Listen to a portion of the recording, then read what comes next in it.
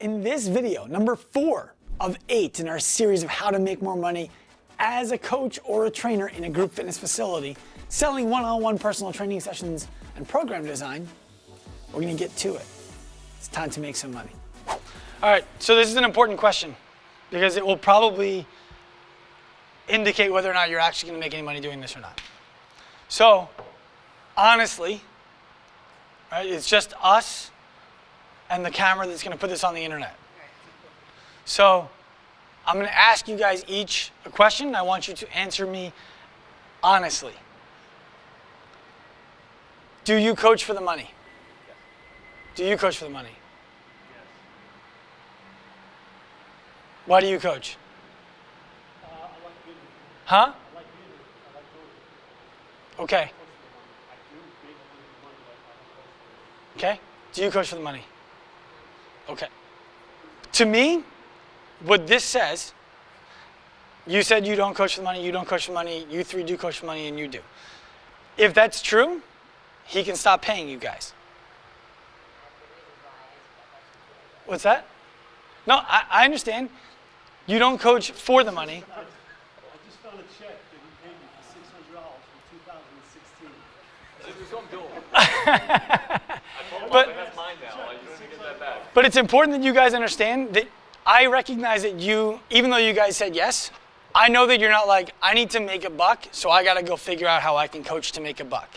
I know that you said no and that you said no because you're like, no, it's not the only reason why I coach. I enjoy coaching. I would do it as a hobby if I could afford to do it as a hobby. There's a lot of things I could do that make a lot more money doing it. Sure, I get that.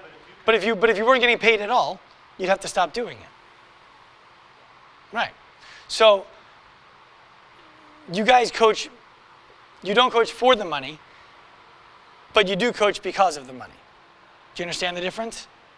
Or excuse me, you coach for the money, but you don't coach because of the money. I would coach a lot more if I made a lot more money. Right. And that's the reality. If I said to you guys, if I said to you, hey, you're gonna make $200,000 a year as a coach, but you gotta quit being a firefighter, would you do it? Okay. I've actually got 10 times. said no, You this never guy. said 200,000. 250, I said.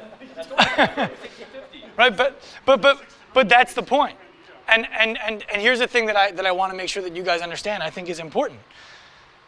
The only way for you guys to be the best version of a coach that you can possibly be is to make enough money doing it that you don't have to spend any of your time or energy working on anything else. That I agree with. Good. Now, I recognize you're a firefighter and you're probably not quitting that job anytime soon. You're a police officer? Firefighter, and you're probably not quitting that job anytime soon.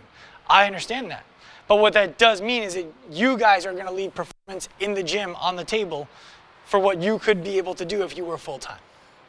And it's an unfortunate reality, but it's a reality.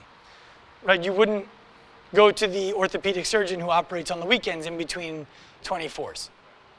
Right? Doesn't mean you're not good coaches, but it means that you're going to have to work even harder to keep up with people who can do it full-time. So what I want to teach you guys how to do is deliver enough value to make enough money to not have to think about anything else so that you can be a full-time coach all the time. Cool? Full-time professional coach, thinking about it, studying it, coming in with ideas, executing on them, making people happier, making members better. That's what I mean. You can't make enough money unless you can do those things first. It's not like you just raise your prices and then you're making more money. You do a great job, you become more valuable, you raise your prices, you offer a solution to a problem. You guys get that? Okay. Now, none of you guys said you worked, well, you guys said you did, but either way, how do you feel about asking people to pay you a lot of money? No problem. How do you feel about it? Okay? A little awkward? A little awkward. So, how much money would you feel comfortable asking somebody to train to pay you to train for an hour? 80 or 100. Which one? It would depend on what I'm working on. Maybe. Why would it depend? Because if it's a nutrition console, I pay more money, which is annoying. Why? Because it's a greater expertise that less people can provide. The nutrition or the coaching? Certain settings, then coaching. Okay, so, But whatever, call it 80. okay, either way. It's the same amount of time though, right? Yeah. And we're all still gonna die on the same day that we're gonna die on, right?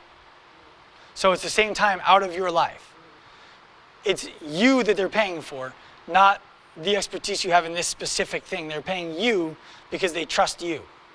How many coaches out there right now do you guys think are making more money than you who couldn't hold a candle to the ability you have to coach athletes? A lot? A little? A lot. Ability is important, but ability to make sure people know your value is also important. And the only way to do that is to know it yourself.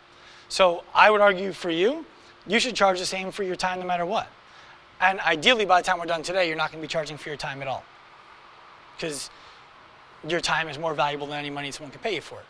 Otherwise, you run out of it, which you've experienced in the past. So here's what I think we need to do. Number one,